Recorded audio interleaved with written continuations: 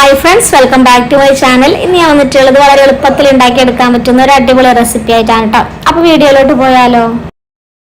അതിനായിട്ട് ആദ്യം തന്നെ ഒരു പാൻ വെച്ച് കൊടുത്തിട്ടുണ്ട്. അതിലേക്ക് 1/4 കപ്പ് വെള്ളം ചേർത്ത് കൊടുക്കാം. ഇനി ഈ ഒരു വെള്ളത്തിലേക്ക് ആവശ്യത്തിന് വേണ്ട ഉപ്പ് ചേർത്ത് കൊടുക്കാം.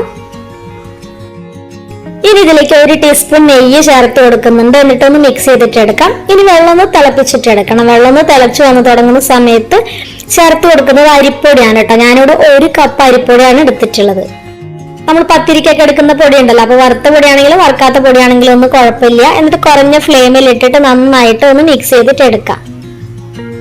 അപ്പൊ അതാ കുറഞ്ഞ ഫ്ലെയിമിൽ ഇട്ടിട്ട് ഈ ഒരു പൊടിയൊക്കെ വെള്ളത്തിൽ നന്നായി വാട്ടിയെടുത്തിട്ടുണ്ട്. അപ്പൊ ഈ ഒരു വെള്ളത്തിന്റെ അളവ് കറക്റ്റ് ആയിട്ടുണ്ട് കേട്ടോ. അപ്പൊ ഈ ഒരു സമയമാകുമ്പോൾ നമുക്ക് ഫ്ലെയിം ഓഫ് ആക്കിയിട്ട് ഉടൻ തന്നെ ഒരു ബൗളിലേക്ക് മാറ്റാം. ഒരുപാട് ചൂടാറാനായിട്ട് വെയിറ്റ് ചെയ്യൊന്നും വേണ്ട. അപ്പൊ ചെറുതായിട്ടൊരു ചൂടൊക്കെ ഉള്ള സമയത്ത് കയ്യിൽ പിടിക്കാൻ പറ്റുന്ന ഒരു പരുവത്തിലുള്ളപ്പോ നമ്മൾ പത്തിരിക്കൊക്കെ കുഴച്ചെടുക്കില്ലേ, അതേപോലെ നന്നായിട്ടൊന്ന് കുഴച്ചിട്ടെടുക്കാം. കയ്യിലൊന്ന് തണുത്ത വെള്ളം ഒന്ന് നനച്ചു കൊടുത്തിട്ട് ഒന്ന് കുഴച്ചെടുത്താൽ മതിയാവും. ഇപ്പൊ നന്നായിട്ട് തന്നെ ഇതേപോലെ ഒന്ന് കുഴച്ചെടുത്തിട്ടുണ്ട്. ഇനി ഇതിൽ നിന്ന് നമുക്ക് ചെറിയ ഉരുളകളായിട്ട് ഇതുപോലെ ഒന്ന് ഉരുട്ടിയിട്ടെടുക്കാം. അപ്പൊ ഞാൻ ഈ ഒരു വലുപ്പത്തിലാണ് കേട്ടോ ഉരുട്ടിയെടുക്കുന്നത്. എന്നിട്ട് നമുക്ക് ഇതേപോലെ സെന്ററിൽ ഒരു ഹോൾ ഇട്ട് കൊടുക്കാം. അപ്പൊ ഇതുപോലെ ഒരു ഹോൾ ഇടുമ്പോൾ കാണാനായിട്ട് ഒരു ഭംഗിയല്ലേ. അപ്പൊ ഇതേ ഒരു വലുപ്പത്തിൽ ഞാൻ ഉണ്ടാക്കി എടുത്തിട്ടുണ്ട്. അപ്പൊ നമുക്ക് മുഴുവനായിട്ട് ഇതേപോലെ ചെയ്തിട്ടെടുക്കാം. എടുത്തിട്ടുള്ള 1 കപ്പ് അരിപ്പൊടിയിൽ നമുക്ക് ഇത്രയാണ് കേട്ടോ കിട്ടിയിട്ടുള്ളത്, ഈ ഒരു വലുപ്പത്തിൽ. അപ്പൊ ഇത്രയാണ് റെഡിയാക്കി എടുത്തിട്ടുണ്ട്. ഇനി നമുക്ക് ഇത് അടുത്തതായിട്ട് ഒന്ന് സ്റ്റീം ചെയ്തിട്ട് എടുക്കണം. അപ്പൊ ഇതേപോലെ ഒരു പ്ലേറ്റിലോട്ട് മാറ്റിയിട്ടുണ്ട്. എന്നിട്ട് സ്റ്റീമറിൽ ഒന്ന് വെള്ളം ചൂടാവാനായിട്ട് വെച്ചിട്ടുണ്ടായിരുന്നു. ഇനി സ്റ്റീമറിലേക്ക് നമുക്ക് ഈ ഒരു പ്ലേറ്റ് വെച്ച് കൊടുക്കാം. ഇനി നമുക്കിത് മൂടി വെച്ചിട്ട് ഒരു 15 മിനിറ്റ് ഒന്ന് സ്റ്റീം ചെയ്തിട്ട് എടുക്കാം. അപ്പത്തേന് റെഡി ആയിട്ടുണ്ടാവും.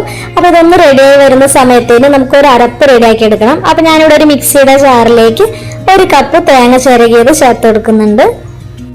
കൂടെ തന്നെ ഒരു 2 അല്ലി വെളുത്തുള്ളി ചേർത്ത് കൊടുക്കുന്നുണ്ട്. അപ്പൊ വലുതായത് കൊണ്ടാണ് കേട്ടോ 2 എണ്ണം. അപ്പൊ ചെറുതൊക്കെ ആണെങ്കിൽ ഒരു 3 എണ്ണം വരെ ചേർത്ത് കൊടുക്കാം.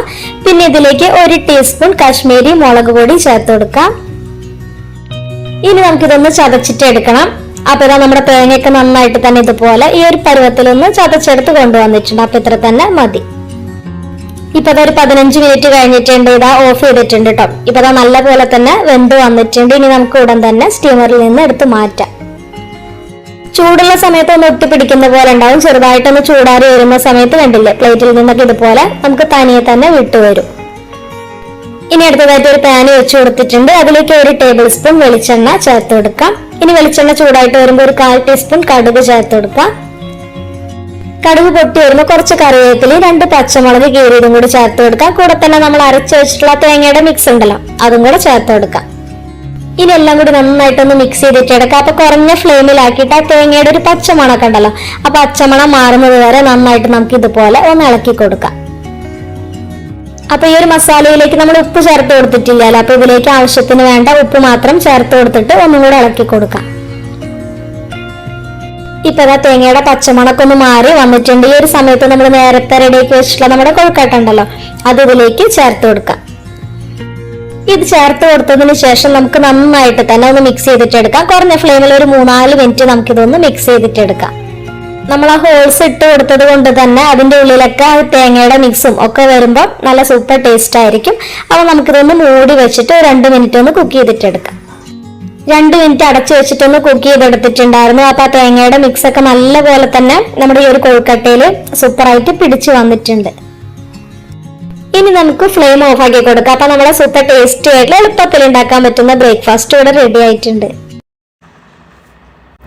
അപ്പൊ എല്ലാവരും ട്രൈ ചെയ്ത് നോക്കാം. എന്നിട്ട് നിങ്ങളുടെ അഭിപ്രായം കമന്റ് ചെയ്യണേ. പിന്നെ ചാനൽ ഒന്ന് സബ്സ്ക്രൈബ് ചെയ്ത് സപ്പോർട്ടും കൂടി ചെയ്യാം കേട്ടോ. അപ്പൊ ഇനി നമുക്ക് അടുത്ത വീഡിയോ ആയിട്ട് വീണ്ടും കാണാം. താങ്ക്